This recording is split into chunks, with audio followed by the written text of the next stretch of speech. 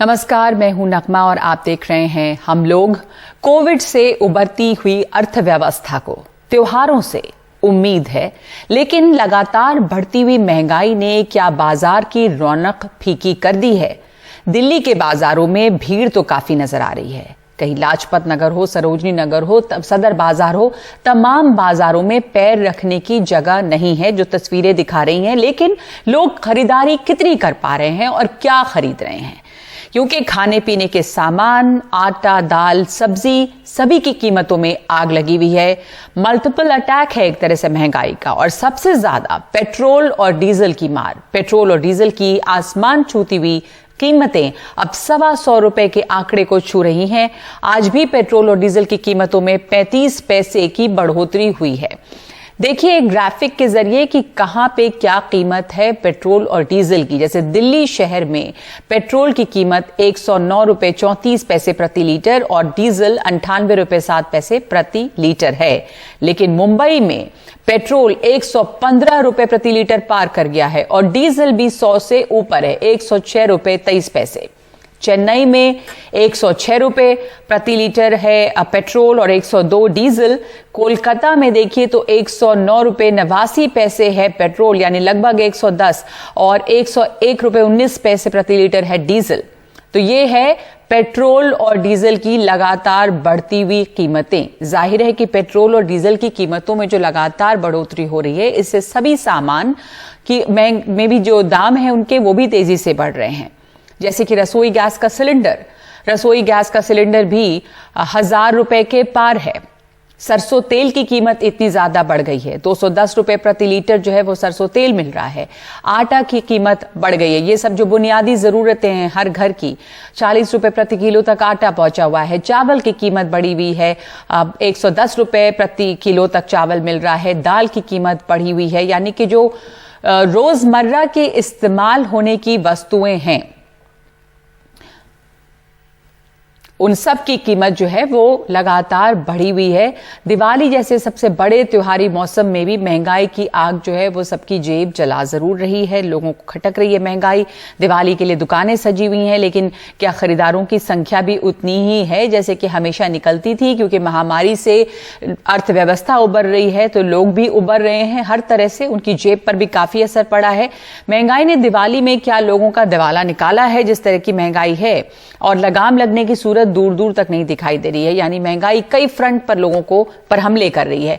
बावजूद इसके हैरानी इस बात की है कि जो बढ़ती हुई महंगाई के बोझ तले दबे हुए लोग हैं वो खामोश हैं, क्योंकि सड़कों पर कुछ इसको लेकर विरोध प्रदर्शन नजर नहीं आ रहा। महंगाई जैसे शायद चुनावों में भी जहां भी हो रहे हैं कोई मुद्दा नहीं है, महंगाई की चर्चा नहीं हो रही है। तो क्या ये मान लिया जाए कि महंगाई से क्या अब हम लोग प्रभावित नहीं हो रहे हैं?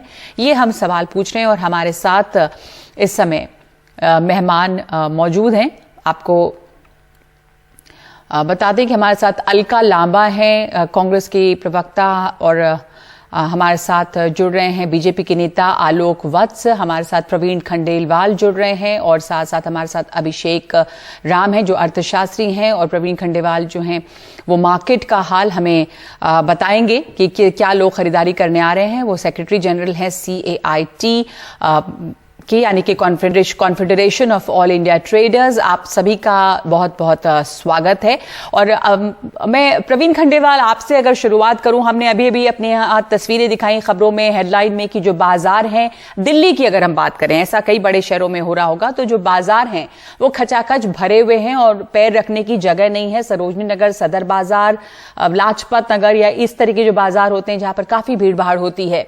तो मैं आपसे समझना चाहती हूं कि जो महंगाई इतनी ज्यादा है, पेट्रोल और डीजल के दाम लगातार बढ़ रहे हैं, उसका असर बाजार पे पड़ा है क्या? क्या सिर्फ भीड़ आ रही है? लोग खरीद क्या रहे हैं? कितना लोग खर्च कर रहे हैं? नगमा, इसमें कोई दो राय नहीं है कि पिछले 2-3 दिनों से, खास तौर पर अहोई अष्टमी से दिवाली का त्योहार प्रारंभ होता है और बाजारों में खरीदारों की भीड़ है। लेकिन यहां में ये समझना होगा कि जब पेट्रोल और डीजल के रेट बढ़ते हैं तो देश में 80% जो सामान ढोया जाता है वो रोड ट्रांसपोर्ट से धोया जाता है जी। तो जब 105 रुपए या 107 रुपए या 115 रुपए प्रति लीटर होगा तो दाम बढ़ेंगे ही बढ़ेंगे, उसको आप रोक नहीं सकते। लेकिन ये जो जितनी भीड़ अभी मैं आपके इस पर देख रहा हूं, ये भीड़ एक बंदिशों में है, क्योंकि ये भीड़ केवल वो खरीदना चाहती है जो आवश्यक है।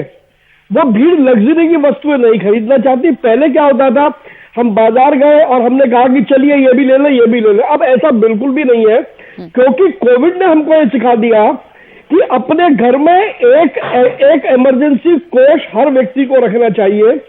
और जिस तरीके से कीमतें बढ़ रही हैं, मुझे नहीं लगता कि दिवाली का त्योहार उसी उमंग से मना पाएंगे जिस उमंग से हर साल मनाया जाता है। तो आप कह रहे हैं कि बाजार पे फर्क जरूर है, जो लोग आ रहे हैं वो शायद आ रहे हैं, मुझे तो लगता है कि इसलिए भी बहुत सारे लोग निकल रहे हैं क्योंकि लोग लगातार बंदिशों में भी रहे हैं और जो छूट है तो लोग बाहर आना चाहते हैं, त्योहार का एक उत्साह है। पर आपने कहा कि खरीद क्या रहे हैं, जो जरूरी है वो ही खरीद रहे हैं। शायद ऐसा नहीं कि लोगों के पास इतने जेब में पैसे हैं कि जो ना चाहिए नहीं या लग्जरी हो वैसी भी चीजें खरीद लें। आलोक वत्स जी, तो सवाल ये है कि त्योहारों के मौसम में भी जो बाजारों को उम्मीद थी कि शायद खरीदारी होगी और जो अर्थव्यवस्था पैंडेमिक से, महामारी से इतनी जिस पर असर हुआ था वो कुछ उभरेगी, ऐसा कुछ दिख नहीं रहा क्योंकि तेल की कीमतें जो हैं वो लगातार बढ़ी हैं।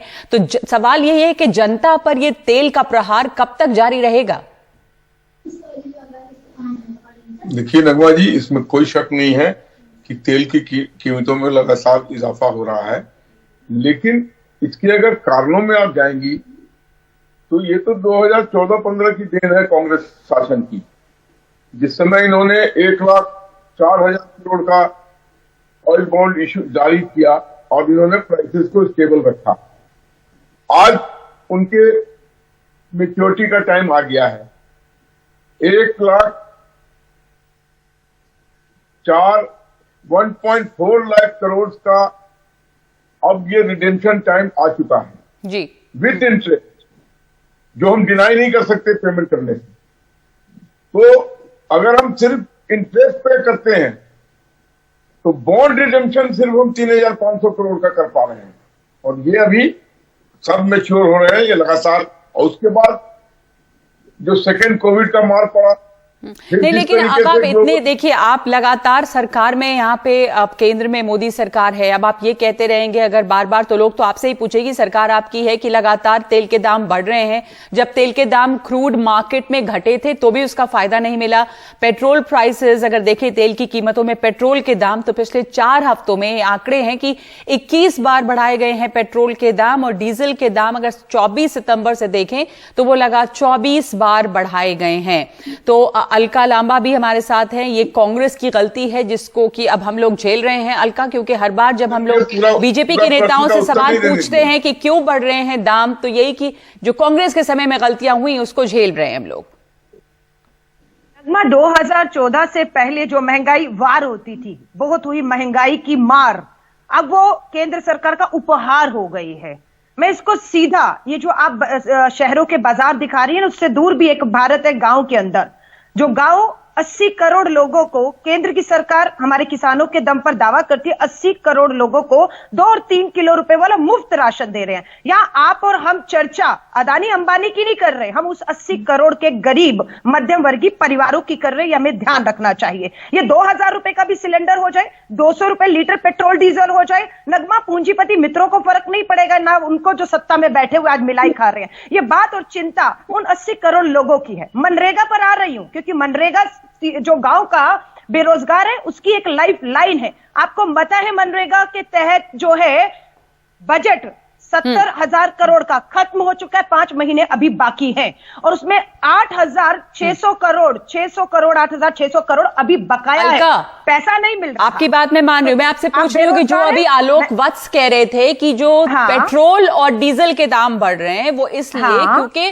कांग्रेस की पॉलिसीज ऐसी रही जिसको अब हम झेल रहे हैं।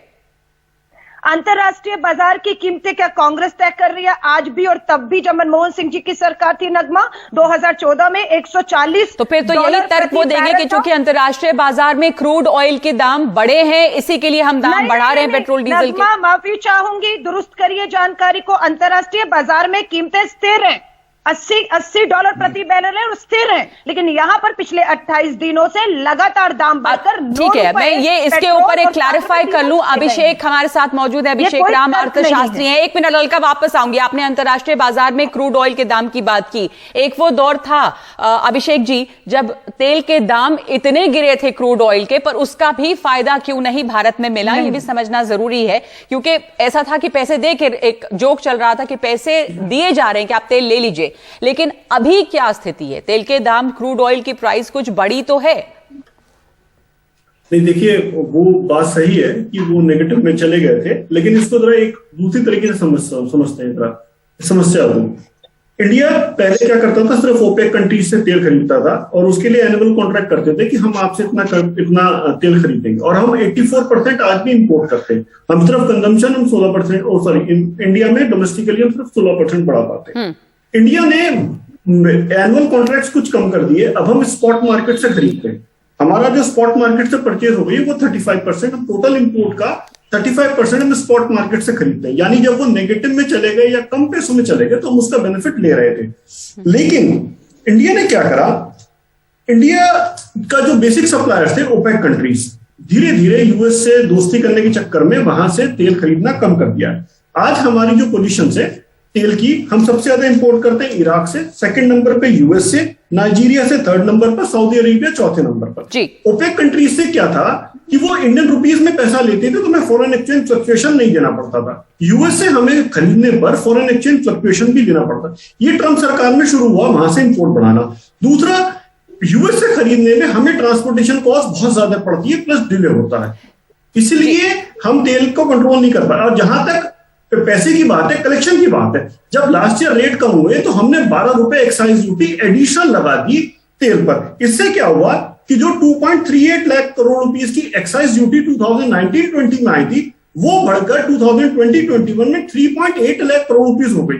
यानी 1 लाख करोड़ से ज्यादा हम 1.6 लाख करोड़ रुपीस सिर्फ एक साल में। अभिषेक जी ये बताइए कि इस समय जो लगातार भारत में सभी शहरों में, अब आप देखिए कि 100 के ऊपर तो आंकड़ा है ही, ये जो लगातार तेल की कीमत बढ़ रही है, यहाँ पे मैं तो आंकड़े देख रही हूं कि 21 बार तो बढ़ गई है पेट्रोल की कीमत पिछले 4 हफ्ते में। 24 सितंबर से अब तक 24 बार बढ़ी है डीजल की कीमत। क्यों, क्या इसके ऊपर रोक लगाना संभव है? इसके 2 तरीके हैं। सबसे पहले तो आप एक्साइज ड्यूटी हटा दीजिए, जो एडिशनल 12 रुपए आपने लगाई है, ये तो जबरदस्ती के लगाई गई है। दूसरी चीज, सरकार किस चीज का इंतजार कर रही है? जीएसटी लॉ में पहले दिन से लिखा हुआ है कि पेट्रोलियम प्रोडक्ट्स को जीएसटी में लाया जाएगा, सेक्शन 9 में लिखा हुआ है। क्यों नहीं लाते? वो तो लॉ है, वो तो कानून है। जब जीएसटी आया था तो इन्होंने कहा था कि 3 महीने 6 महीने में ले आएंगे। आज क्या मजबूरी है कि 4.5 साल बाद अलका इसके ऊपर कुछ कहना चाह रही, जोड़ रही है, जीएसटी में पेट्रोल की कीमतें क्यों नहीं आती? आलोक जी से पूछेंगे। जी अलका, बहुत इंपॉर्टेंट पॉइंट किया। कांग्रेस भी लगातार मांग कर रही है कि पेट्रोल डीजल को जीएसटी में लाया जाए, और कहा गया 6 महीने में लाएंगे, नहीं लाया गया। और पता है नगमा, एक्साइज से कितना कमा चुकी है केंद्र की मोदी सरकार? सिर्फ पेट्रोल डीजल से 24 लाख करोड़। 24 लाख करोड़। और आज हमें तर्क दिया जा रहा है मुफ्त वैक्सीन लगानी है, इसलिए पेट्रोल डीजल के दाम बढ़ाए जा रहे हैं। मुफ्त वैक्सीन के नाम पर तो 35,000 करोड़ का बजट रखा था, और आज की ये खबर है कि एडीबी बैंक से, विदेशी एडीबी बैंक से वैक्सीन के लिए कर्ज मांगा जा रहा है। ये जग जाहिर है, एक तरफ आपके पास 35,000 करोड़ आपको जरूरत है वैक्सीन के लिए, कर्ज भी ले रहे हैं, और 24 लाख करोड़ एक्साइज से कमा गया। और मैं आपको कह रही हूं, अगर एक्साइज खत्म कर दिया जाए, पेट्रोल डीजल के दाम सीधा 30 से 40 रुपए कम हो सकते हैं। सीधा राहत गरीब और आम आदमी को मिल सकती है। पेट्रोल और डीजल के दाम अगर इन तरीकों से कम हो सकते हैं, यानी कि जीएसटी के दायरे में अगर लाया जाए फ्यूल को और दूसरे की एक्साइज ड्यूटी, तो आखिर सरकार क्यों नहीं ये कर रही है और किस वक्त का इंतजार है? लेकिन सवाल ये भी है कि जो महंगाई इसकी वजह से इतनी ज्यादा बढ़ी है तमाम चीजों की, उसके ऊपर जनता आवाज क्यों नहीं उठा रही है या उठा रही है? आप हम जानेंगे इस ब्रेक के बाद। लौटते हैं हम लोग में।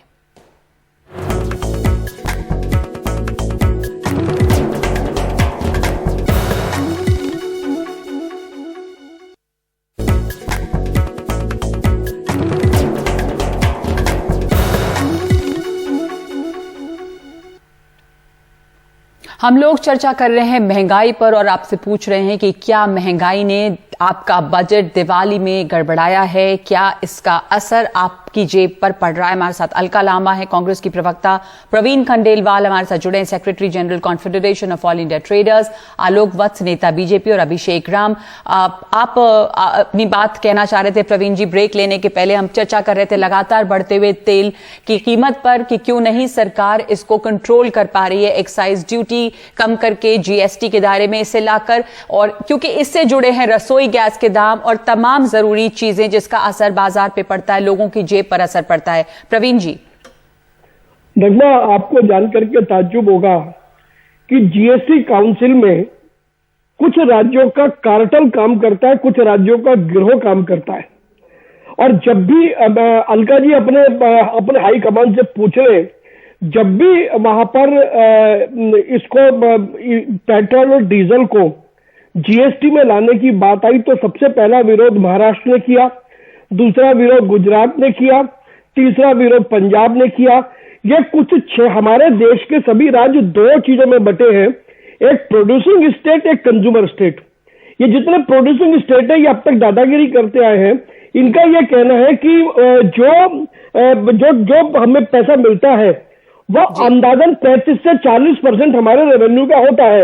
यदि जीएसटी में लाया गया तो उसमें सेंट्रल गवर्नमेंट को शेयर करना पड़ेगा जी। तो सबसे पहले ये इनको, अगर ये चाहे, सभी राजनीतिक दल चाहे तो 1 मिनट के अंदर 28 से 30% के प्राइस गिर सकते हैं। अलका, आप जवाब देना चाहेंगी? मिलेगा। बिल्कुल बिल्कुल। नगमा, अब ये भाजपा के प्रवक्ता की तरह बोलने लगे, इनसे पूछिएगा कांग्रेस की सरकारें हो या कांग्रेस के सहयोगी की सरकारें, वो तो कृषि कानूनों का भी विरोध कर रही है पुरजोर तरीकों से, 1 साल से कर रही है। वो वापस लिया आपने? नहीं लिया। हम सीएनआरसी का भी विरोध कर रहे थे, वो वापस लिया की मोदी सरकार ने? नहीं लिया। हम बढ़ती कीमतों का विरोध कर रहे थे, क्या वो वापस लिया? नहीं लिया। कृषि कानून वापस नहीं लेते, बढ़ती कीमतों को वापस नहीं लेते, सीएनआरसी के कानून को वापस नहीं लेते हैं, लेकिन जीएसटी के अंदर ना, इसलिए महाराष्ट्र सरकार विरोध कर रही है। जो आपको सूट कर गया वो सूट कर गया, जो नहीं कर गया। मैं कहती हूँ डरपों से गरीब आदमी को कुचलना बंद करिए, खून से लिखे। ठीक है, ये एक मिनट आप दोनों को रोक रही हूँ क्योंकि इसके ऊपर अभिषेक जी भी हमारे साथ जुड़े, और अभिषेक जी से, हाँ आलोक वत्स आपके पास भी आऊंगे। अभिषेक जी, आप इसके ऊपर रोशनी डालें कि सभी सरकारों का ये हाल है। जो कंज्यूमर और प्रोड्यूसर राज्यों की बात की है प्रवीण खंडेलवाल ने, वो कितनी सच है? क्या सरकारों की नियतें रही हैं इसको रेगुलेट करने की, पेट्रोल और डीजल की कीमतों को? मेरी एक बात समझ में नहीं आती, ये भ्रम फैलाया जा रहा है। जो जीएसटी कानून है वो पार्लियामेंट से पास है और सारी इंडिया की सारी स्टेट्स ने पास कर रखा है। उसमें लिखा हुआ है सेक्शन 9 में जीएसटी में लाना है और गवर्नमेंट को नोटिफाई करना है। ये बिना मतलब के एक ड्रामा मचा रखा है। बार बार जीएसटी काउंसिल सबसे कहती है कि साहब आओ बैठो, हम आपको इतना कंपनसेशन देंगे, तक ये इसकी कोई जरूरत ही नहीं। सरकार को जिस दिन चाहे, सेंट्रल गवर्नमेंट में विल की प्रॉब्लम है, जिस दिन चाहे उस दिन इसको नोटिफाई कर दे, क्योंकि ये लॉ तो सेंट्रल गवर्नमेंट इसे नोटिफाई नहीं कर रही है, ये क्यों? आलोक जी, एक मिनट, आलोक जी से जवाब ले लें, यहाँ पर बीजेपी के नेता हैं जी। कि प्रवीण जी ने सही कहा है कि जब जब जीएसटी काउंसिल की बैठक में इस तरीके की बात आई है तो बहुत से स्टेट्स ने विरोध किया है, और इन्होंने क्रमवार जिन स्टेट्स का नाम लिया है वो बिल्कुल ऑन रिकॉर्ड है कि उन्होंने इसका विरोध किया। इस कारण ये नहीं हो पाया है। अब हो सकता है कि अब सेंटर को विरोध तो कृषि। आलोक जी, एक मिनट, आलोक जी एक ब्रेक लेंगे, हम वापस आएंगे इसके ऊपर, लेकिन लगातार इसकी मार जो है वो पड़ रही है जनता पर और महंगाई बढ़ रही है इसकी वजह से। तो आखिर लोगों को राहत कब और कैसे मिलेगी, इसको सोचना जरूरी है। और क्या इसके ऊपर जी नगमा जी, जनता अच्छी तरीके से समझती है कि पिछली लीगेसी ने क्या आर्थिक बोझ हमको देके छोड़ा है, और जो नए नए बोझ पड़े हैं और जो वेलफेयर स्कीम्स हैं उसके लिए जो पैसे चाहिए आपकी सरकार नारे आपके। आप कह रहे हैं कि जनता अच्छी तरह समझती है, क्या वाकई जनता समझ रही है? इसी के लिए जनता खामोश है क्या? क्या महंगाई मुद्दा नहीं बन पा रहा है? एक ब्रेक ले रहे हैं, हम लौटते हैं इस पर।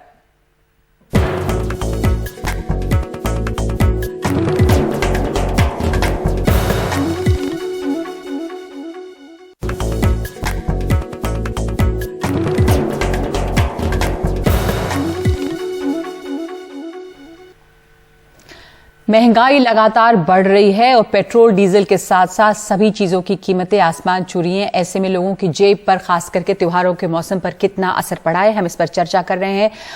अलका, अगर जैसा कि अभी कह रहे थे कि लोग क्यों नहीं, बीजेपी के नेता आलोक जी, कि लोग समझते हैं और लोग शिकायत नहीं कर रहे, आपको लग रहा है क्योंकि सड़कों पे ना कोई विरोध प्रदर्शन है, ना विपक्ष इतनी ज्यादा इसके ऊपर मुखर है, दाम इतने बड़े लगातार पेट्रोल डीजल के, तो क्यों नहीं ये मुद्दा बन पा रहा और क्यों नहीं इसके ऊपर हंगामा है?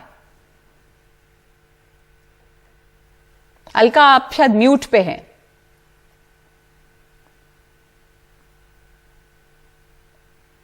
नहीं, आपकी आवाज नहीं आ रही है। अलका, आपकी आवाज नहीं आ रही, हम आपके पास आएंगे, लेकिन अभिषेक जी आप बताएंगे कि क्या लोगों को अब असर नहीं पड़ रहा इस महंगाई का, क्योंकि जो खाने पीने की चीजों के दाम हैं वो भी काफी ज्यादा बढ़ गए। देखिए, लोगों को असर तो पड़ रहा है और भयंकर तरीके से पड़ रहा है। और जहां तक किचन बजट की बात है तो मोदी जी की पॉपुलैरिटी इतनी है, मोदी जी ने एक बार कहा तो सब लोगों ने एलपीजी पर सब्सिडी छोड़ दी। तो मोदी जी की पॉपुलैरिटी की वजह से लोग विरोध नहीं कर रहे हैं। जैसे मान लीजिए डीमोनेटाइजेशन था या आधा अधूरा हाफ तैयार जीएसटी लाया गया, ये भी मोदी जी की पॉपुलैरिटी की वजह से ही चल रहा है। लोग इसलिए विरोध नहीं करते क्योंकि मोदी जी ऊपर बैठे हैं। अगर मोदी जी के बजाय कोई और प्राइम मिनिस्टर होता तो शायद लोग ज्यादा भरोसा अभी भी लोगों का इतना बना हुआ है, इसीलिए लोग विरोध नहीं कर रहे हैं। जी, और देखिए जैसे अभी इन्होंने बीजेपी प्रवक्ता जो थे वो कह रहे थे कि ऑयल बॉन्ड्स के पैसे देने हैं इसीलिए हमें दाम बढ़े हुए हैं जी। तो मेरा इनसे सवाल ये भी है कि जैसे मान लीजिए सरसों के तेल के दाम बढ़ गए, जो खाने पीने का तेल का दाम है, देखिए इसमें तो कोई ऑयल बॉन्ड नहीं है। तो किचन बजट तो सरसों के तेल से भी खराब होता है। किचन बजट तो जो मटर है, शिमला मिर्च है, गोभी है, इनके रेट बढ़ रहे हैं, इनसे भी खराब हो रहा है। एलपीजी पर सब्सिडी मिल नहीं रही जिसके रेट बढ़ चुके हैं। इस पर तो कोई और बात नहीं है। अभिषेक जी, हम इसे कैसे समझें कि भी आंकड़ा होता है फूड इन्फ्लेशन का, और कहा गया कि फूड इन्फ्लेशन जो है वो नीचे आया है 5.15%। अगर जून में था, जून 2021 में, तो अब वो 0.68% था सितंबर 2020 में। इसका क्या मतलब होता है? देखिए, फूड इन्फ्लेशन में इसका मतलब ये है कि आगे और नहीं बढ़ रहा है। अगर कोई चीज के दाम बहुत ज्यादा बढ़ गए तो वो वहां पे है। जैसे पिछले साल सितंबर 2020 में 11% फूड इन्फ्लेशन था, और ये अभी लेटेस्ट का ही आंकड़ा है जो एमएसओआई की रिपोर्ट है। तो पिछले साल जब 11% बढ़ गए, हर महीने बढ़ते जा रहे हैं, तो एक बार बढ़ जाने के बाद अगर नेगेटिव नहीं आए तो कम नहीं, ठीक है। और लेकिन ये है कि नॉन फूड इन्फ्लेशन जो है उसमें बहुत बढ़ोतरी हुई है, 7% है इस दौरान में। अलका वापस हमारे साथ जुड़ गई हैं, तो अलका ये जो सवाल था, और अभी अभिषेक जी हमें बता रहे थे कि लोग विरोध नहीं कर रहे हैं क्योंकि मोदी जी पे भरोसा है, उनका ट्रस्ट है अभी भी। तो अब यहां पर यह सवाल है कि फिर लोगों पे क्या असर नहीं पड़ रहा, कि क्यों नहीं इसको इतनी, इसके ऊपर विपक्ष जो है वो मुखर है, क्यों नहीं वो मुद्दा बना रही है? नगमा, अपने जख्म उन्हें दिखाए जाते जिसे उनकी परवाह हो। उन्हें समझ आ गया है कि ये सरकार स्वीकार करने को ही तैयार नहीं है कि उस गरीब के, उस बेरोजगार के, उस मध्यम वर्गीय के जख्म हरे हैं, उसे कुरेदा जा रहा है। ये कह के कि महंगाई है नहीं, ये कह के कि उसे फर्क नहीं पड़ता है। किसे फर्क नहीं पड़ता? आज 70 रुपए का प्याज है, 40 का टमाटर है, आलू 35 का है, तेल मिल नहीं रहा, गैस का सिलेंडर 1000 पार कर चुका है, तेल की कीमतें 140 रुपए हैं। आप कह रहे हैं फर्क नहीं पड़ता? महसूस तो करिए इस दर्द को। काजू का आटा खाने वाले कैसे इस दर्द को महसूस कर सकते हैं? और बार बार जब भाजपा के प्रवक्ता ये कहते हैं ना कि महंगाई का फर्क नहीं पड़ रहा है, तो मैं कहूंगी खून से लिखा पत्र दिखा रही हूं। उत्तर प्रदेश के बेरोजगार युवाओं ने खून से लेटर लिखा है। ये बेरोजगार है, इसकी जेब में पैसा नहीं है, ऊपर से महंगाई की मार, ऊपर से इनके बयान जख्मों में नमक छिड़कने वाले हैं कि महंगाई तो है ही नहीं, तो कर दीजिए 200 रुपए लीटर। आखिरी जवाब देने का मौका आपको दे रही हूं आलोक जी। जी बोलिए। देखिए, ये कांग्रेस के लोग नाटक कंपनी के लोग हैं। ये आप कांग्रेस नाटक कंपनी छोड़ दीजिए, लोगों के पास बेरोजगारी है या नहीं, आंकड़े बताते हैं कि बेरोजगारी, महंगाई है या नहीं। समझ रहे हैं लोग, नगमा जी, लोग अच्छी तरीके से समझ रहे हैं कि जो वेलफेयर स्कीम है उसके लिए पैसे चाहिए। नारा था 2014 में, बहुत हुई महंगाई की बार, अब की बार मोदी सरकार बहाने कर रही है इलेक्ट्रल बॉन्ड के नाम पर, एक्सचेंज रेट में इजाफा हुआ। अलका सुन ले एक मिनट आलोक जी। क्रूड प्राइसेस ऊपर भाग गए, उसके बाद एक्सचेंज रेट में बहुत जबरदस्त इजाफा हो गया। ये सारी चीजें मिला के आलोक जी, आप सच्चाई ये है कि इस समय महंगाई जो है वो हद से ज्यादा है, लेकिन जवाब आप जो दे रहे हैं, माफ कीजिएगा, उसमें कुछ तर्क समझ नहीं आ रहा कि आखिर इसके ऊपर सरकार क्या करेगी। महंगाई है, जब आलू, प्याज, टमाटर के दाम इस कदर हैं तो उसके ऊपर सरकार को कदम उठाना चाहिए। लगातार तेल के दाम जो है वो बढ़ रहे हैं, पेट्रोल और डीजल के, रसोई गैस के। पर इतना ही समय इस वक्त मेरे पास है, हम लोग चर्चा करेंगे आगे इस पर। बहुत बहुत धन्यवाद आप तमाम लोगों का।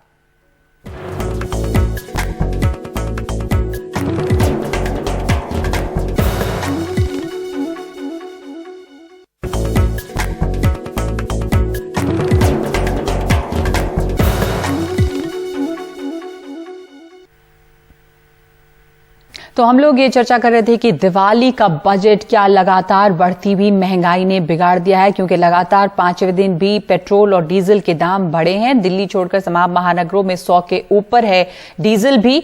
मुंबई में तो 115 के ऊपर है 1 लीटर पेट्रोल। और इन पेट्रोल और डीजल की वजह से तमाम चीजों की महंगाई बढ़ी है, जिसका सीधा असर लोगों पर पड़ रहा है। तो आज हम लोग में इतना ही।